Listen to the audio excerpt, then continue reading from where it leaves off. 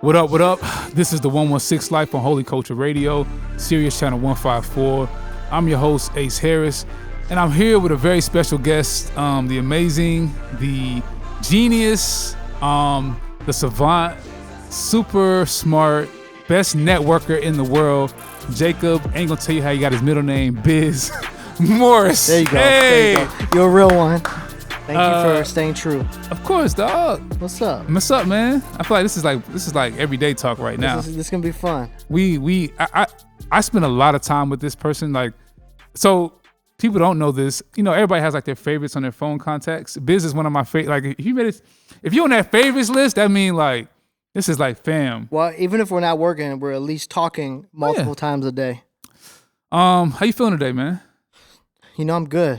How you feeling? Yeah.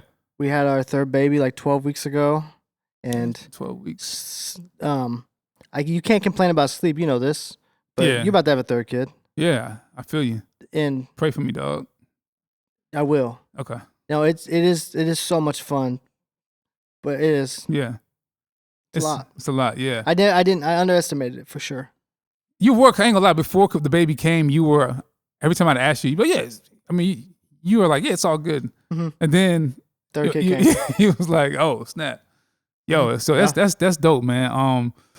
For those of you who've been living under a rock, if you've been following Reach Records, 116, the Unashamed movement, I mean, from probably I wouldn't say from the beginning. You probably, if you've been living under the rock, you don't know who this person is. So this is, some people call him like the mayor of Reach Records. Oh my gosh. Which I feel like is kind of a definitely tongue-in-cheek way to say it, but in a way. Biz is like he's like the Secret Service agent, like for Reach Records. Like he has been tapped in with Ben and Lecrae from almost like day one. He is our head engineer. But you know what? You tell people what you do. Yeah. I feel like I'm gonna blow a lot of smoke, and if you leave stuff out, I'm gonna just add to it. Real spill. Nah, man. So I oversee all the studios, head engineer. Work really really close with this guy on just the quality control aspect, helping artists get the music turned in, mix. I would say like 99% of the stuff. Yeah. Some stuff gets outsourced and then it comes back. It's a whole nother thing. Little jab right there. Yeah. Basically, okay, we're gonna get to that. Go keep going. I don't know. I just say a Swiss Army knife. Just do whatever. If I need to sweep some floors, I'll sweep some floors. I see you sweep floors. You're a good sweeping a floor person or a sweeper, whatever. Thank you for that. I'm gonna put that on my resume. You're a good intern / exec. No, you gotta do intern stuff. Yeah, for sure. And I mean, pretty much anything that helps the music get created and turned in. Right. But, okay, I feel like you're leaving out a little bit. Maybe. So, he built the studios that we're sitting in. Like, sure. Biz designed the audio capabilities and, like, functionality of the studios. Yeah. He's built studios for, like, I mean... I thought we were just saying what I do at Reach. Okay, well, you built the Reach studio. Yeah, I did. He is also, I mean, I feel like Biz, even though he's audio and technical and engineer, he also wears like an A&R hat, and that a lot of the artist relations piece, when I need like to get a couple favors in, it's like I go through Biz because he's had some tapped in history with them. So I feel like you just wear a lot of hats, and I don't know if we could do what we do at Reach Records without you. You know what I'm saying? I appreciate that. You still could do a better job, but you know. Keep going. Come on, keep going. Criticism's good. I mean, you know, as men, you know, criticism is a form of endearment. You know? Okay. So I mean, you can shoot back if you want. No. But keep it. You're PG. crushing it, bro. Keep it culturally. I couldn't do what I do without too. you. Huh? I couldn't do what I do without you. Okay, thank you, dog. I love this guy. All right, so I feel like I know a little bit. I met Biz in 2012. Nah, bro. No, it was 2012. 2011. When did we do Blacklight? That was 2011. Is that when it came out? It was around that 2011. I remember flying to Atlanta and going to your apartment. It was my boy's apartment, but yes. Whatever. So I was working on Tedashi's album, and Joseph Palazzi set us up, and Tadashi comes to the studio, my boy's house. We worked on the beat, and was this before Rehab? After Rehab. So I met you at Rehab season. I didn't meet you at Rehab season. Yeah, you came to the studio. Oh, okay. Well, you were. I must have overlooked you. You know? Yeah, it's fine. That's where your head is still. It's big. That's cap. It's So big. I'm gonna tell this story, and then I think Biz, you should give a backstory on how you got to Reach. I'm gonna tell you Go how ahead. we first came. So I'm at my boy's house.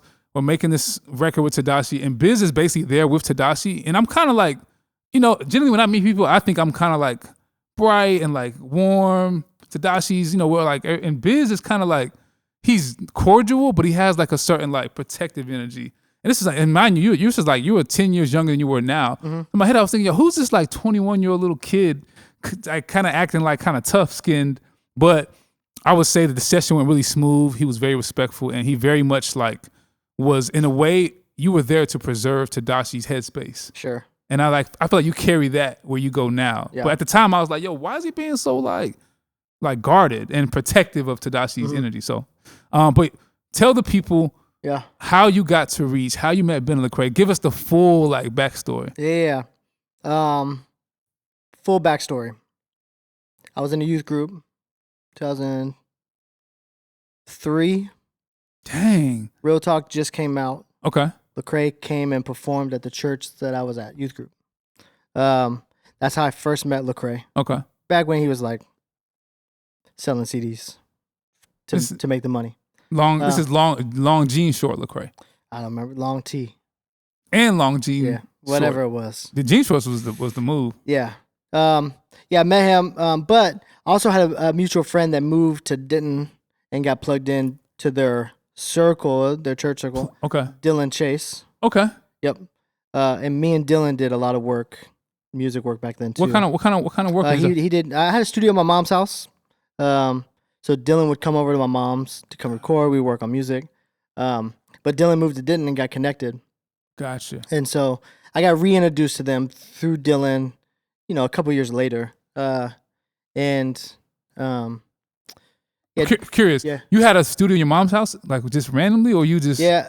My mom was and was like super supportive of me when I was younger. Shout out Biz mom. Yeah, shout out mom. The parents that support their kids in music. It's a real thing. It's a big deal, bro. We talked about that with RG on a segment before. It's a big deal. I 100% wouldn't be. That's amazing. Yeah. So yeah, I had a studio at my mom's house that my stepdad helped me build a booth and. You was in there. Yeah. Dog. Pro Tools HD rig. It was like. Oh, bro, this makes perfect sense. I never knew this about you. I just feel like you just that's dope. Yeah. So Dylan got connected with them, and then I got reconnected with them, and they would come over to my mom's house to come record. Tadashi especially. Show Baraka would come. Trip would come. They didn't know how to record essentially. They had an engineer that was in Dallas that they used for a long time, but then they had a studio too and didn't. But then they would still come. Why were they coming to you when they had their own studio? Yeah, that's a good question. What do you think about what you were doing made them? Comfortability, execution, speed. Basically, you about that life. About that life. Yeah, I mean, my time with you and engineers, you have a very high standard for the engineer process. So, so you gotta be good. You gotta be nice. You gotta be a safe place. I think I provided that. And me and Tadashi really clicked and hit it off.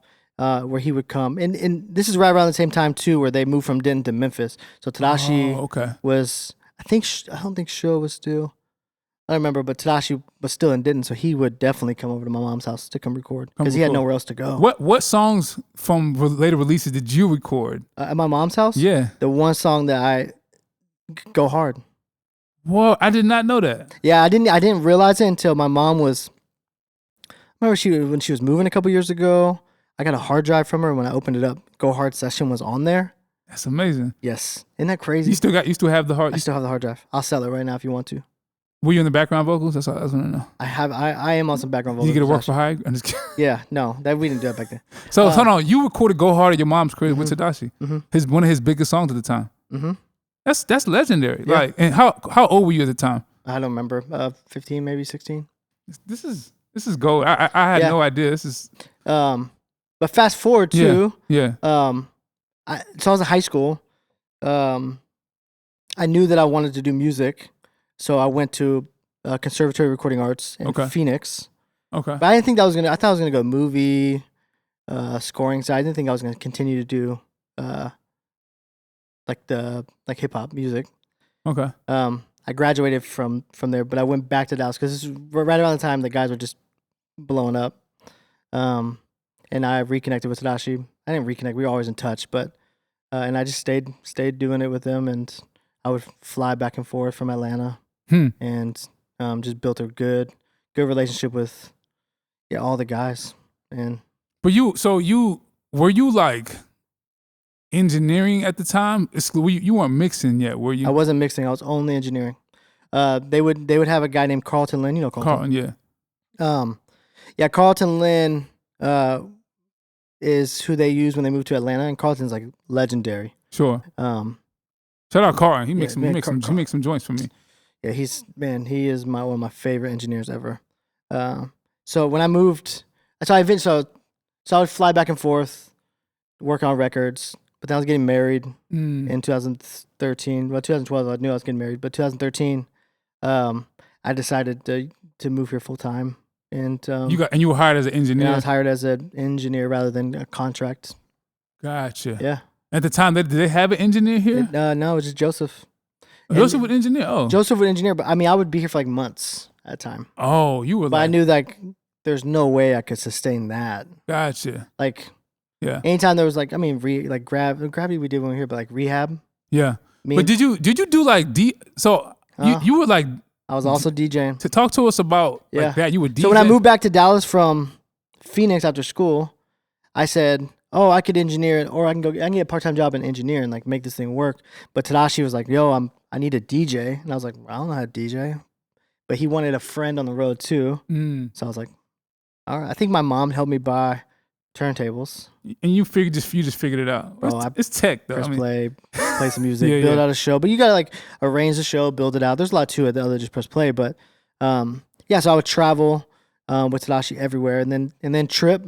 I would travel with Trip, right? And then I would fill in dates with Lecrae. It's like 2012, 2013. Yeah, I didn't stop. I mean, this is 2010. Word, that's 2009, 2010. You've been like tapped in with. Yeah. And did you know then that you wanted to be more than a DJ and engineer? I knew like in middle school that I knew I wanted to engineer and do this. Okay. Like, so this is my end goal. To be an engineer. I didn't know if I was gonna be a reach. I didn't. Gotcha. But I knew that I was gonna be doing music. That's and mixing engineering. And behind the scenes, I didn't want to be I don't want to be on stage. I want to be helping artists get to. Guess what? You on the scene now, my dude. Oh, wow. You're on the scene now. No, there's a lot. It interests me because there's a lot behind the scenes that happens that a lot of people don't know about. Sure. That the artists are successful because of. Oh yeah, I feel like you definitely have your hands on a lot of things. I'm not just saying me. I'm saying roles. Like there's A&Rs, sure. There's managers, there's engineers. There's a lot that makes an artist successful. That's what I was interested in. You didn't want to be. Nah. On the stage and the lights. But I feel like all that history of you like engineering, DJing, and then you're on the road with these guys for months at a time. I feel like it just primed the potential in you to kind of be where you are now. Sure. I didn't know that it's dope. Shout out to all the parents and the kids watching, like knowing what you want to do at like 15 is pretty like amazing. Oh yeah, no, I was probably younger than that for sure. I knew that. I mean, my mom one summer made me get a warehouse job, and that lasted 2 weeks. And that's the only job. Like, I knew that this was it. I mean, I was like doing engineering stuff for TD Jakes when I was like 14. Did you engineer his that one? No, I did not. Chill. I mean, what? But I would have. Hey, ladies and gentlemen, there may or may not be a TD Jakes album out there that is for encouraging the marriage ministries. And it's amazing. All right. We'll have to probably hit it right there. Oh my goodness. Shout out Jacob Biz Morris, who I won't tell you how he got his middle name. We'll keep the conversation going and talk a little bit about some of the things you've touched at Reach, which you're, mixing and footprint, things that you've, put your hands to. This is the 116 Life on Holy Culture Radio, Sirius Channel 154. I'm your host, Ace Harris. This is my co-host for today. Biz. Come on, man. What's up? Sorry. Jacob? Yeah, I know. Biz is so chill. But yeah, we're going to be right back after this little break. Tap in soon. Welcome back. This is the 116 Life on Holy Culture Radio. I'm your host, Ace Harris, and I'm chilling with my good friend, my homie, Jacob Biz Morris. What up? He won't say it, but one of the dopest mixing engineers in the business, audio genius. And we were just kind of, I love when we do these, when I hear things about people that I didn't know, and I talk to you every day. So You had no idea. I didn't know. I mean, I knew you was like tapped in, and like, I didn't know that some of like your footprint on some of the classic records that reached, like you recorded in your mom's house. That's phenomenal. And like a teenager too. Because you're actually younger than me, but you've been at Reach for like 12 years. You know what I'm saying? So speaking of like, I wanna have you tell people, like, talk about some of your like most like important projects you've been a part of. How did you get to, engineering to mixing? Like, what did that? Sure. And tell me, and then after mixing, what projects that you put your hands to that were like amazing and kind of changed your trajectory as a mixing engineer? I know it's a lot, but yeah, That's a lot. So if I forget something, just bring it up. I got you. I mean, I've worked. I would say. I mean, obviously, Reach is like responsible. Like, Sure. success of Reach is why I'm successful, right? Yeah.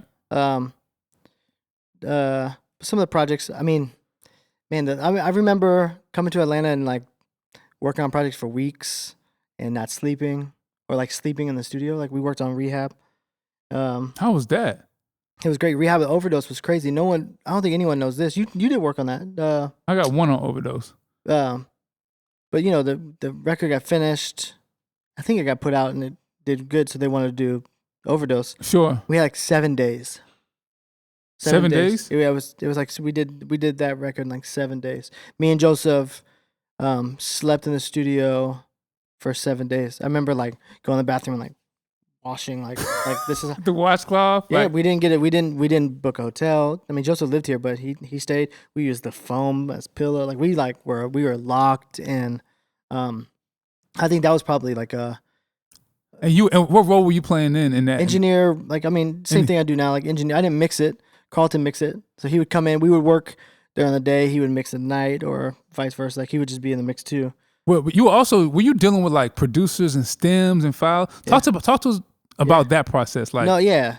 It's still like just recently within the past couple years, I would say probably when you came on scene, producers didn't send arranged files. engineer rant, y'all. And they still coming don't. up. So that would be our job, is to like take it and arrange the songs. So when so you're okay. So this is Joseph is a producer, by the way. So yeah, well, sure. a lot easier, but yeah. So this is like Overdose era. Like- y'all 7 days in, people sending files for the songs, and the beat stems don't match the song at all. No, it's like 4-bar loops, bro.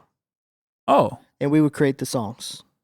that's crazy. Yes. Or like verses, we would just like the B.O.B. joint that Lecrae did. Yeah.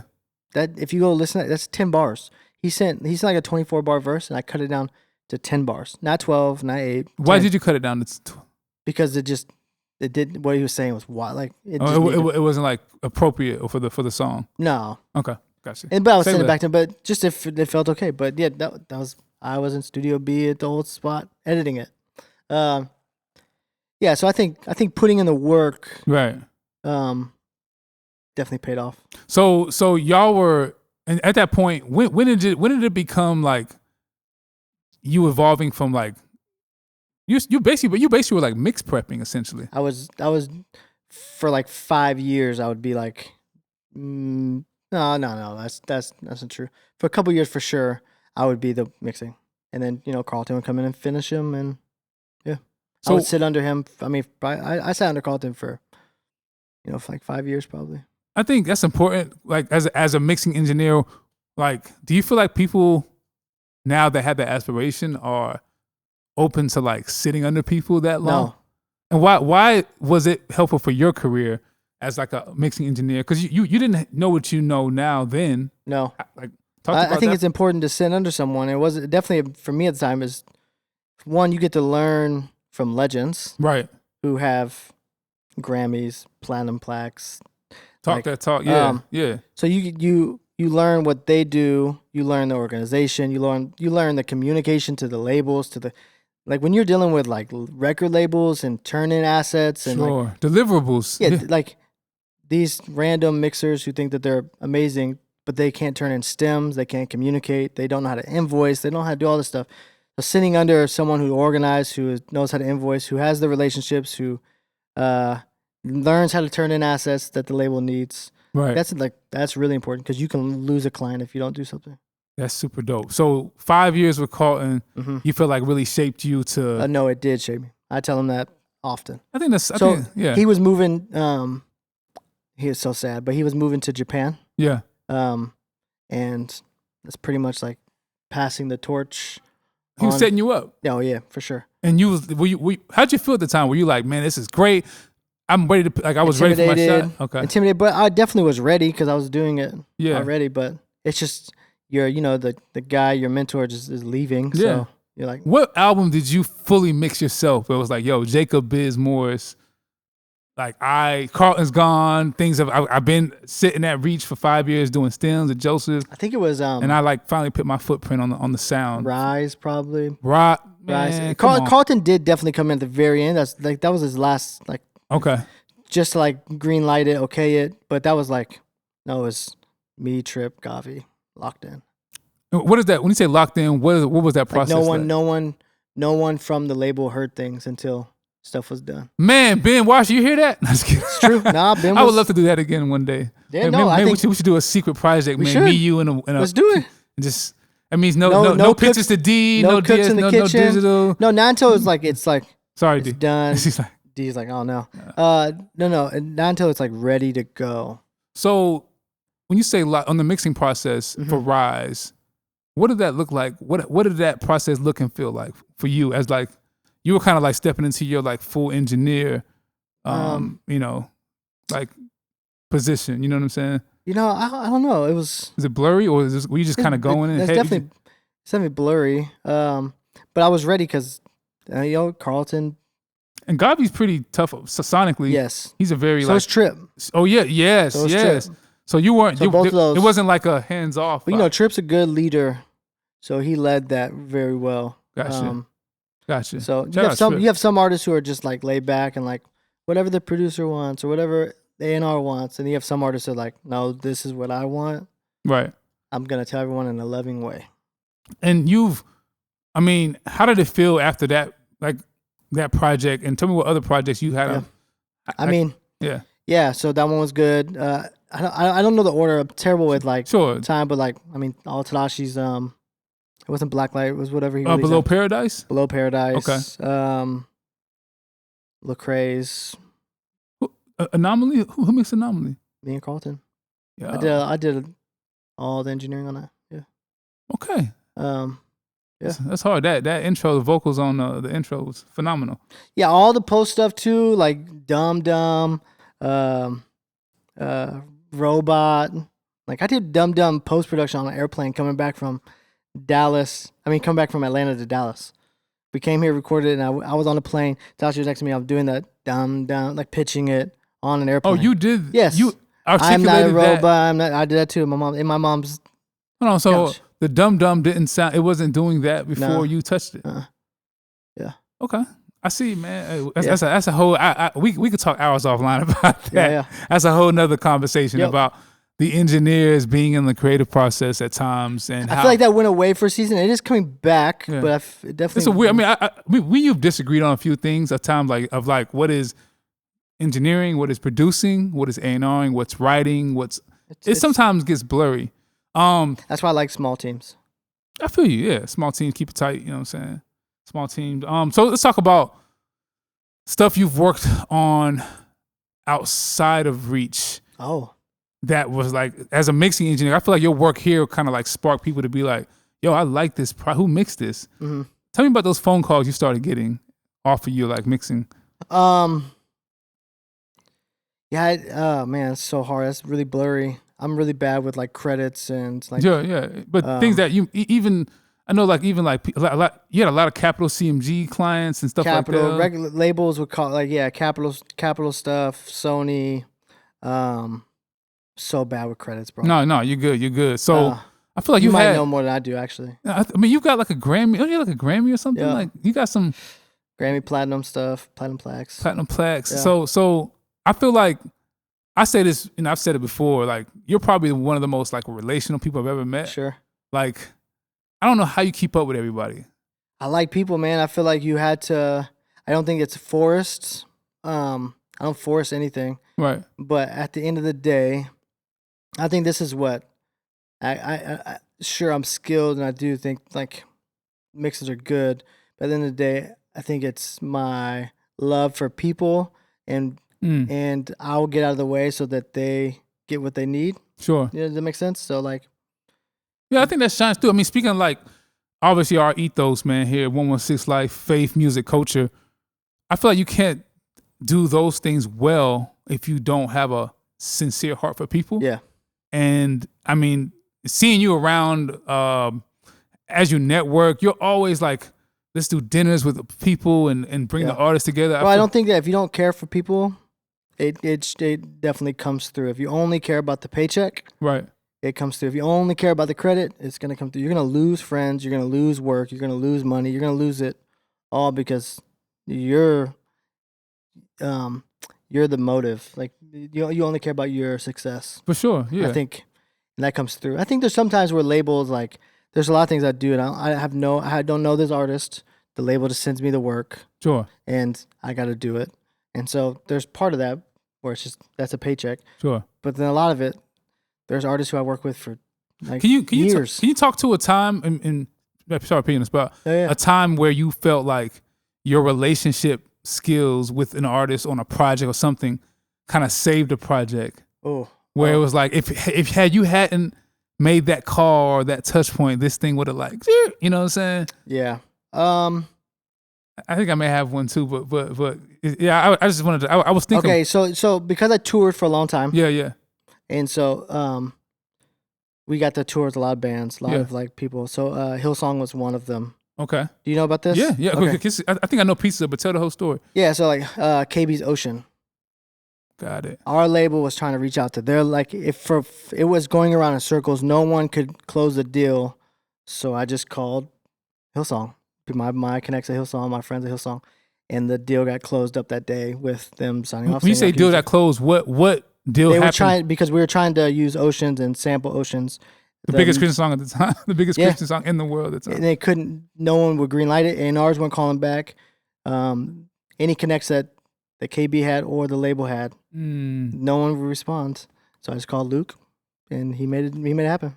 How did you develop a relationship with him? Because he was or is the like head touring manager for Hillsong United. Oh, okay. But they're like us, like Swiss Army knives. Like just because he's on the road tour, like managing the tours, he's also part of the label conversations. Sure. He knows who to call at the A&R. He knows like he can sign off on stuff. And so because of my touring for years with them, Hillsong, well not me, Trip and Hillsong United toured, and I was just there with Trip. Why were you with Trip? DJing. Yep. This is like coming full circle. Yeah, DJing for Trip. We just became really, really tight. And so that was 100% the reason why. So when you made that call, what happened after that? The song came out.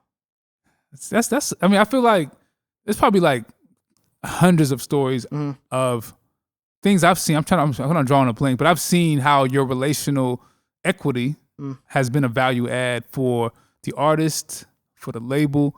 And I think it's just a reflection of your heart for people. I mean, faith, music, culture, like we can't do, honestly, in this music business, especially here, we can't do what we do unless you actually have a genuine relationship with people. You got to. It would just be like, it wouldn't even be fun, honestly. Yeah.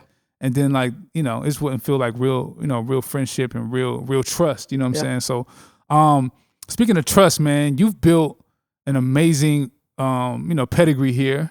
You and Lecrae, you and Ben, they've trusted you relationally with that friendship. But I felt like it's turned into something even bigger and better as a business model that y'all have together, which I would love to kind of get into in the next segment. But shout out you, man. Just the backstory and your come up, man, is just really phenomenal. So we're going to get back into it after this break. This is the 116 Life on Holy Culture Radio, Sirius Channel 154. I'm your host, Ace Harris. I'm here with the legendary Jacob Biz Morris in the building. What up? Talking about all things audio, music, relationships, backstory, and we're going to get into some things he's doing now in a little bit. Stay tuned. Welcome back. This is the 116 Life on Holy Culture Radio on Sirius Channel 154. I'm your co-host today, Ace Harris, with my man. No, this is you co-hosting, bro. Oh, I mean, look. You said I'm co-hosting. You are co-hosting. You co-host. We host together. I like that. Can we do a fist bump? There you go. Oh my goodness, y'all see the dynamic here is real. Look, I tell you, man, insults are a form of endearment. That's how we do it. That's how we do. Nah, but talking about your relationships, man, like, bro, like, you have a resume of mixing and touching things that you be kind of like humble about it, which is great. Mm-hmm. Shout out to all the fake humble Christians in the building. Oh my gosh. I feel y'all, but man, sometimes you gotta. I mean, come on, Justin Bieber, you've worked with, Tori Kelly, you built her home studio. Yeah. But on the mixing side, you have mixed one of the biggest songs in the world right now. Yeah. Talk about David Kushner, like touching that song. Talk about the song and why you launching your new company, Mix, is important for artists in general to have like quality mixing. Yeah. Yeah. So, let me talk about mixed. Yeah. Let's talk about like what. I'll tell you. We start with Mix, and then I can say what we've done. Yeah. So I'll do a quick backstory. But 2018, I started Mixed, and the goal was to provide quality, affordable mixes for independent artists. Because at that time, my mixing was taken off, and I worked with a lot of label artists. Mm-hmm. But that means I got so busy, or my friends who were independent couldn't afford what I was doing, and so I was trying to figure out a way to build this gap that independent artists could afford quality mixes at label quality. Yeah. But also quick turnarounds. Everything that they wanted. Everyone was trying to release it fast. So I decided that I'm gonna build Mixed. Right. Well, it was gonna be an automated process, but Mix was starting, but my mixing was taking off. So it's really hard to focus on this stuff. So I kind of we kind of put it on the back burner, but last year we decided to pick it back up. Okay. Full support of Ben and Lecrae. Right. They loved it. So yeah, last year was the first relaunch of it, where it's still affordable, quick turnaround, quality for independent artists, but it's me and a team mixing stuff. So that we're just focused on building a team that could handle the incoming mixes and making sure that the quality is top notch. But also, I really wanted to focus on making sure that the communication to the artist wasn't lacking anything that I wouldn't. I want to make sure that my love for people, my love to serve people, came through on that side. That's amazing, bro. I feel like, I mean, you know, we're all around a lot of independent artists. Yes. I mean, I think I was playing you a song today, actually off my phone, that's actually released and on Spotify. Mm-hmm. This artist shall remain nameless. And the first thing, which you got the golden ears. My ears are kind of golden at times. You know what I mean? But you're getting up there in age, so it's going out, but it's fine. All right, we'll talk about that after the show. But your first thing you said was, "Oh, her flow. This person's flow is dope," but the mixing is bad. Mm-hmm. You can hear it from the phone. Tell me, like, why is it important to have Mixed as a mixing platform for all artists? Well, I think the longevity of a song. It's cool to like, especially we went through that SoundCloud era where everyone was trying to make bad mixes, and even through that time, we were getting a lot of mixed notes to go back and make them sound bad. But the problem is those songs don't. The longevity of those songs is not there. The songs are gonna die off. So I think a good mix makes a record last longer. That's facts. Get you played and placed around other songs that sound quality, right? Which is a big deal for playlisting, right? Just because you think you're dope, if you sound bad, you're probably not gonna get playlisted next to these people who are really dope. So mix definitely. I wanted that to be a spot for artists to get quality mixes. So when you say quality, how soon? Like, let's say you listen to a song. How soon do you know, like this ain't it from an audio standpoint? Like on Spotify? Yeah. 15 seconds. 15 seconds. Yeah. You can tell if especially if you listen to a song that's mixed really well before. Yeah. I feel like that's why I feel like mixed is like super dope, because I mean, it is, especially me on the A&R side, man, like, 100,000 songs are uploaded every day. Isn't that crazy? 100,000 songs. Isn't that crazy? It makes, even as working at Reach, it's like, we're trying to make great music that resonates with people, that, obviously points to the Lord and impacts, but we care. You know what I'm Yes. saying? Like, and I feel like But I think more artists than we think also care. Like you feel like more artists think that they care as well. They care. They just don't know that the resources are there, or know that there's an affordable option out there. That's true. You know, I think they think because they don't have label backing, they can't afford a quality mix, and that's just not true. So I feel like if more artists just lean into the idea of, make a good song. That's facts. There's artists who will pay bread for production, but they don't have bread to get it mixed. How does that make you feel as like a mixing? It makes me feel like they're wasting their money. Like, you should just go do a piano track with some vocals and get it mixed. I feel like it would be better off than having an 808 that sounds lackluster. I feel that, man. Like, in terms of the artist, talk about like the process too, like mixed as a solution versus like, because somebody may be like, man, I'm just gonna go get my friend and pay him a little something. Mm-hmm. And, sometimes it works. but what is it about? Yeah. Even your background as a mixing engineer, Yeah. as an audio engineer, what is it about, what I'm saying, your expertise that's transferable to make this doper for them? Yeah, I'm taking like 15 years of history and really spending time on making sure my team is on point. They're really good, that they can handle anything and make it really dope. But just the way that we built Mixed as a platform, right, where you can buy a mix for $500, log in, upload your files, we mix it, we upload you the mix, and you can do time-stamped revision notes. That's fire. And so the communication aspect back and forth is really seamless, to making it really easy for an artist to get a mix back, and quick turnarounds. Yeah, I feel like that's the name of the game. For sure. You can't be sending a mix for no 2 weeks. It's Nope. like those days are over. The only time a mix takes 2 weeks is when the artist doesn't respond. Normally we can get a mix out, I don't know, what do you say? 24 hours, 48 hours? I feel like that's so unheard of. Like, that's so counter to what it was like 20 years ago. Oh, yeah. But it speaks to the pace of way we're consuming music, we're uploading music, and we're and also how fast we're making music too. Yeah. I mean, we're making songs like in a day. And we also, a lot of times artists don't get stems from producers, so they do a 2-track mix. Yeah. So then I also, which is not normal, is I just have a cheaper rate for a 2-track mix, where they don't have to upload stems. They can upload the 2-track with vocals, and we'll mix that as well. Do you feel like stems is preferred though to get the? I'm down for whatever the artist so can get. I mean, you've mixed like literally one of the biggest. It's kind of like crazy that you mixed one of the biggest songs in the world right now. It's not even made from this building, but it's like David Cushing. Talk to us about how that song came about. Yeah. And like, so his manager started following me like, I don't know, a year and a half ago.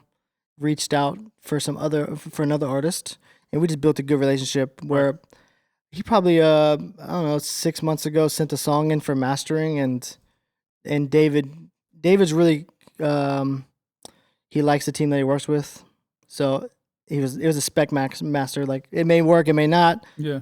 And he loved it, and so the manager Brent said, "Well, you want to try to mix this record?" And yeah, the team crushed it. We mixed it. David loved it. I think we did a ton of revisions, but it was more of like he recut vocals. I was having a baby at the time, so it was like going back and forth with the team of making sure that David was happy, and it was. How awesome. I have a question. How did the manager find you, and what was it about? Yeah, the song's called Daylight. The manager. Yeah, I think he was in the Capital Network probably. I don't really know how he found me, but yeah, he found me. He found you through something that work your that work. I did. Yeah, okay. Yeah, that's just a bar. I think people need to just your work. The quality of the work matters for sure. For sure, it your stands name out. Goes on it. I know that my name is attached to everything that goes out, and that's a big deal. How does it feel for Mix to be part of like? Yeah. Have mixed one of the most viral songs in the world. Right I just found out that was number 2 viral on TikTok. That's the number 2 TikTok song. That's crazy. How does that? But it's even like Mixed as a company, you and your team. Like, man, it's success. Like, I mean, it makes me really proud of the team. It's Yeah, I don't know. It's really good. I think what's also dope is that it shows what we're doing is really good. No, and like any artist, and any artist who like has like a decent budget can like literally. And David like tweeted that, and we got clients from him shouting us out that we are an option out there that's affordable, that provided a quality song that's, I think right now it's like number 7 on top global on Spotify. It's amazing. What do you feel like is the future like of? I mean, obviously, you engineering. What's the future of like mixing and audio, and how you feel like mixed is like helping to drive where the music is going? You know what I'm saying? Like, yeah, I don't know. You're an A&R, so you could probably speak into this too. I think as much as people don't care about mixing, there's a whole nother side that the artists who are winning right now, they're getting their stuff mixed. You look at Forrest Frank. He's releasing songs all the time. He's getting every record mixed and mastered. There's a lot of artists out there who actually care about quality sound. I don't think it's going away. No, I think it's actually coming back full circle. I think we went through a season where no one cared, but I think it's actually coming right back. I think also too, to kind of piggyback off that, with 100,000 songs being uploaded, I feel like you have to have your stuff sounding right. How do you stand through? Like how do you cut through? Like you gotta have that like chef's kiss, like that quality touch. And I think, I mean, your song gotta be good. We're not gonna. No, a song has to be, and that's the thing. Great. Say great. Daylight was a great song. Right. Before it, it was on TikTok for like a year, I think. Then they got it produced.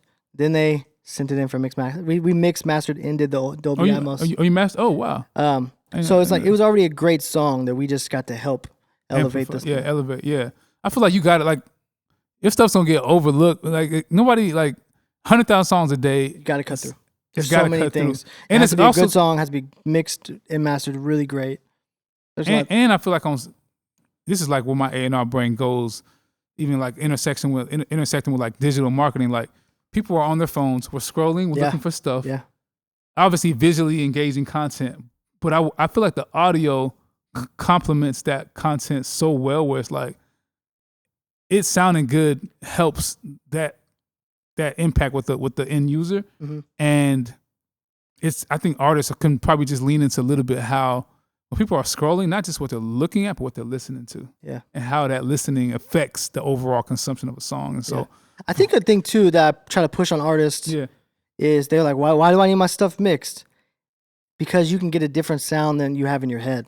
And you may get a mix back and you're like, oh, I didn't know my vocals could sound like that. I didn't know that the 808 could hit like that. That's true. I didn't know that the drums could feel like this. I didn't know the emotion of the song can be like this. And it's because you pass it on to someone else. No, for sure. I mean, as a producer, you know what I'm saying? I know when I got to Reach, I had some things my ear was, I mean, I feel like I've always had a solid ear, but I will say sitting in with you on mixes, specifically on the stuff that I actually produced, I heard my production better based on how you mixed. Yeah. To where I was like, because mixing enhances what's there, it can't cover up what's bad that's there. And I used to be like swapping out kicks and 808s in the last stage. Yep. Talk to us a little bit about how like, the input process of recording and the details make the mix either really good or really bad. Yeah, I think it's all what you want the outcome to be for sure. There's some people that want more of a like dirty mix. Yeah, that's about Or so they just record in the bedroom. But I think it all depends on what you want. But I think if you want a really, really good mix, then you need to have a really good recording. I think a lot of times we see people want us to mix vocals a certain way, and it's just not possible because your mic doesn't have that capability of getting those frequencies to us.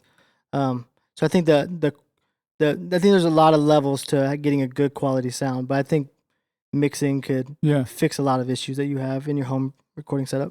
Yeah, I've seen y'all work miracles on. Yeah. So I ain't gonna say what songs. Go ahead. Which one? Okay. Can we do this? Okay, let's talk about real quick because we ain't got no time. Okay. John Legend, Drown. Oh man. The vocals that we got and the vocals that hit the market. That's another one. 30 seconds. We're working on this Drown song. Yeah. Right. You remember we got a call from LA, and they said, "How did y'all get Lecrae's vocals like this?" And I was like, "I just mixed them." And then what happened? Then we got the files, and we ended up mixing the whole song. And it showed that even you think the top people can't get the sound that they want, but we can. Real quick, another one. This is just happens all the time, and we'll be out of here in a second. Okay. But I gotta say, Lecrae's "Your Power," Okay. amazing song. Shout out Tasha Cobbs, she crushed it. But as much as she crushed it, the mixing process really enhanced that record in a way where I feel like what she was saying was conveyed. And this is not, sometimes the input, sometimes first of all, gotta work with what people you are have. on tours, they got schedules. Yep. I mean, you got to be working with bigger artists. Sometimes there's songs that record in the back of a tour bus. You still got to make that sound good. And I felt like, we got sometimes audio-wise, we were like, No. But the mixing process, it's like, you have to make it. I don't want to say it saved the song, but it wouldn't have sounded the way it sounds now unless the right people touched it. So thank you, man. Shout out you, shout out your team, shout out Mixed, man. And everybody. Getmixed.com. So can you actually spell it out so people can GETMXD.com. And what about on the socials and everything? GETMXD.co. Yeah, I think that's it. Soon, no CO. Yeah, Biz, man, it's been great Thanks hanging out with you, man. We'll just stay tapped in as brothers. But yeah, this was super fun, man. Thank you, man. We're gonna have you back again. This is the 116 Life on Holy Culture Radio, Sirius Channel 154. I'm your host, Ace Harris. We out. Getmixed.com. See y'all later. Peace.